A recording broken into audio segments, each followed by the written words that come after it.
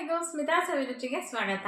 ಇವತ್ತಿನ ದಿನ ವಿಶೇಷವಾಗಿ ಕ್ಯಾರೆಟ್ ಹಲ್ವಾ ಮಾಡ್ತಾ ಇದ್ದೀನಿ. ಅದಕ್ಕೆ ಕೋವಾ ಕೂಡ ಸೇರಿಸ್ತಾ ಇದ್ದೀನಿ. ಹಾಗಾಗಿ ಅದನ್ನು ಕೋವಾ ಕ್ಯಾರೆಟ್ ಹಲ್ವಾ ಅಂತ ಕರಿತಾ ಇದ್ದೀನಿ.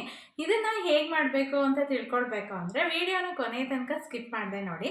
ಹೊಸಬ್ರು ಯಾರಾದರೂ ಸ್ಮಿತಾ ಸವಿರುಚಿ ಚಾನಲ್ನ ನೋಡ್ತಾ ಇದ್ದರೆ ಸಬ್ಸ್ಕ್ರೈಬ್ ಮಾಡ್ಕೊಂಡು ನೋಡಿ. ನಿಮ್ಮ ಸಪೋರ್ಟ್ ನಮಗೆ ತುಂಬ ಮುಖ್ಯ. ಬನ್ನಿ ಈಗ ನೋಡ್ಕೊಂಬರೋಣ ಈ ಹಲ್ವಾ ಮಾಡೋದು ಹೇಗೆ ಅಂತ. ಕ್ಯಾರೆಟ್ ಹಲ್ವಾ ಮಾಡೋದಕ್ಕೆ ನಾನಿಲ್ಲಿ ಅರ್ಧ kg ಅಷ್ಟು ಕ್ಯಾರೆಟ್ ತೊಗೊಂಡಿದ್ದೀನಿ. ಇದನ್ನು ತುರಿದು ಇಟ್ಕೊಂಡಿದ್ದೀನಿ.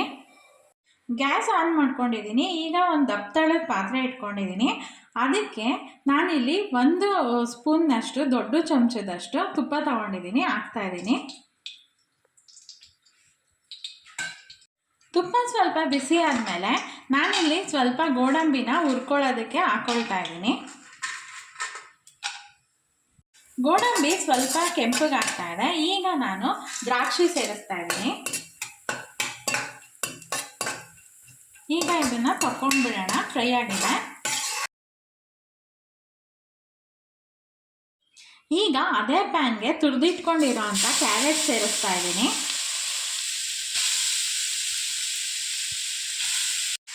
ಕ್ಯಾರೆಟ್ನ ತುಪ್ಪದಲ್ಲಿ ಚೆನ್ನಾಗಿ ಫ್ರೈ ಮಾಡ್ಕೊಳ್ಬೇಕು.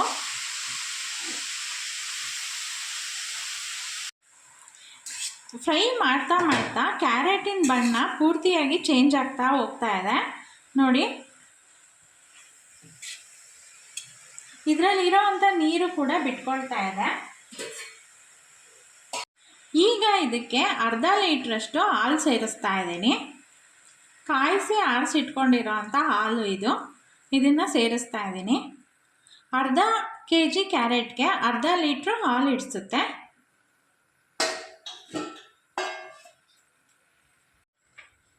ಹಾಲು ಸೇರಿಸಿದ್ಮೇಲೆ ಇದನ್ನು ಒಂದು ಸಲ ಮಿಕ್ಸ್ ಮಾಡಿಕೊಳ್ಬೇಕಾಗತ್ತೆ. ಈಗ ಲಿಡ್ ಕ್ಲೋಸ್ ಮಾಡಿಬಿಟ್ಟು ಆ ಕ್ಯಾರೆಟ್ ಮೆತ್ತಗಾಗೋ ತನಕ ಹಾಲಲ್ಲಿ ಬೇಯೋದಕ್ಕೆ ಬಿಟ್ಬಿಡ್ತೀನಿ. ಈಗ ಲಿಡ್ ಓಪನ್ ಮಾಡಿ ನೋಡ್ತೀನಿ.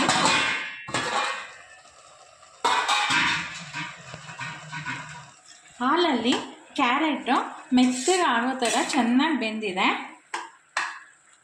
ಇಷ್ಟು ಬೆಂದರೆ ಸಾಕು ನೋಡಿ, ಮೆತ್ತಗಾಗಿದೆ.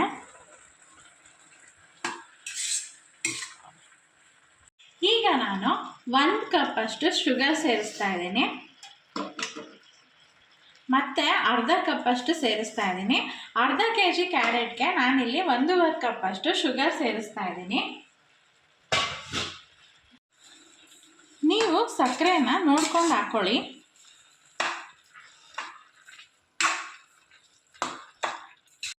ಶುಗರ್ ಸೇರಿಸಿದ್ಮೇಲೆ ಮತ್ತೆ ಹಲ್ವಾ ನೀರು ಬಿಡೋದಕ್ಕೆ ಶುರುವಾಗುತ್ತೆ.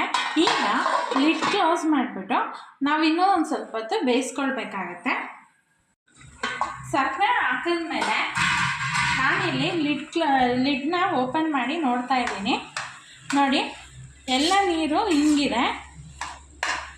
ಇಷ್ಟಾದರೆ ಸಾಕು, ಪೂರ್ತಿ ಡ್ರೈಯೂ ಆಗಬಾರ್ದಿದು.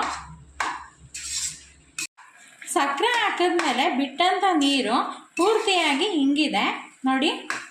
ಇಷ್ಟು ಡ್ರೈ ಆದರೆ ಸಾಕು. ಇದು ಪೂರ್ತಿಯಾಗಿ ನೀರು ಡ್ರೈ ಆಗಬಾರ್ದು. ಇಷ್ಟು ಕಮ್ಮಿ ಆಗಿದೆ. ನಿಮಗೆ ಪಾತ್ರೆ ತಳದಲ್ಲಿ ಗೊತ್ತಾಗುತ್ತೆ. ಇಷ್ಟು ಆದಮೇಲೆ ಇದಕ್ಕೆ ಅರ್ಧ ಚಮಚದಷ್ಟು ಏಲಕ್ಕಿ ಪುಡಿ ಸೇರಿಸ್ತಾ ಇದ್ದೀನಿ. 1 ಚಮಚದಷ್ಟು ದೊಡ್ಡ ಚಮಚದಲ್ಲಿ ಅರ್ಧ ಚಮಚದಷ್ಟು ನಾನು ತುಪ್ಪ ಸೇರಿಸ್ತಾ ಇದ್ದೀನಿ. ಕ್ಯಾರೆಟ್ ಹಲ್ವಕ್ಕೆ ನಾನಿಲ್ಲಿ 50 ಗ್ರಾಮ್ ತುಪ್ಪ ಯೂಸ್ ಮಾಡಿದ್ದೀನಿ ಅಷ್ಟೇ.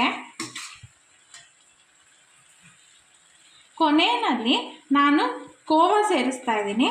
ಇದಕ್ಕೆ ಸಕ್ಕರೆ ಹಾಕಿಲ್ಲ. ನೀವು ಸಕ್ಕರೆ ಹಾಕಿರೋದನ್ನು ಯೂಸ್ ಮಾಡಿದ್ರೆ ಇದು ಕ್ಯಾರೆಟ್ ಹಲ್ವಕ್ಕೆ ಸಕ್ಕರೆನ ಸ್ವಲ್ಪ ಕಮ್ಮಿ ಹಾಕ್ಕೊಳ್ಳಿ.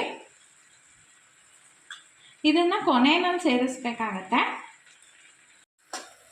ಕ್ಯಾರೆಟ್ ಹಲ್ವಕ್ಕೆ ನೀವು ಕೋವಾ ಸೇರಿಸೋದ್ರಿಂದ ಇದು ವಿಶೇಷವಾದ ರುಚಿ ಕೊಡುತ್ತೆ. ಈ ರೀತಿಯಾಗಿ ರುಚಿಯಾದ ಕ್ಯಾರೆಟ್ ಹಲ್ವನ ನೀವು ಯಾವುದಾದ್ರೂ ರಿಲೇಟಿವ್ಸ್ ಬಂದಾಗ, ಫ್ರೆಂಡ್ಸ್ ಬಂದಾಗ ಅಥವಾ ನಿಮ್ಮ ಮನೆಯಲ್ಲಿ ಏನಾದರೂ ವಿಶೇಷವಾದ ದಿನ ಇದ್ದಾಗ ಮಾಡಿದ್ರೆ ತುಂಬ ಇಷ್ಟಪಟ್ಟು ಎಲ್ಲರೂ ತಿಂತಾರೆ.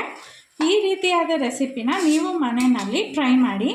ಈಗ ಇದಕ್ಕೆ ಹುರಿದಿಟ್ಕೊಂಡಿರೋವಂಥ ಡ್ರೈ ಫ್ರೂಟ್ಸ್ನ ಸೇರಿಸ್ತಾ ಇದ್ದೀನಿ. ಈಗ ಕ್ಯಾರೆಟ್ ಹಲ್ವಾನ ಸರ್ವ್ ಮಾಡ್ತೀನಿ. ರುಚಿ ರುಚಿಯಾದ ರಂಗಾದ ಹಾಗೆ ಬಾಯಲ್ಲಿ ನೀರು ಬರಿಸೋ ಅಂಥ ಕ್ಯಾರೆಟ್ ಹಲ್ವಾನ ಮಾಡೋದು ಹೇಗೆ ಅಂತ ತಿಳ್ಕೊಂಡ್ರಲ್ಲ. ವಿಡಿಯೋನ ಕೊನೆ ತನಕ ಸ್ಕಿಪ್ ಮಾಡದೆ ನೋಡಿರೋ ಎಲ್ಲರಿಗೂ ಧನ್ಯವಾದಗಳು. ಹೊಸಬ್ರು ಯಾರಾದರೂ ಚಾನಲ್ನ ನೋಡ್ತಾ ಇದ್ದರೆ ಸಬ್ಸ್ಕ್ರೈಬ್ ಮಾಡ್ಕೊಂಡು ನೋಡಿ. ನಿಮ್ಮ ಸಪೋರ್ಟ್ ನಮ್ಮ ಚಾನಲ್ಗೆ ತುಂಬ ಮುಖ್ಯ.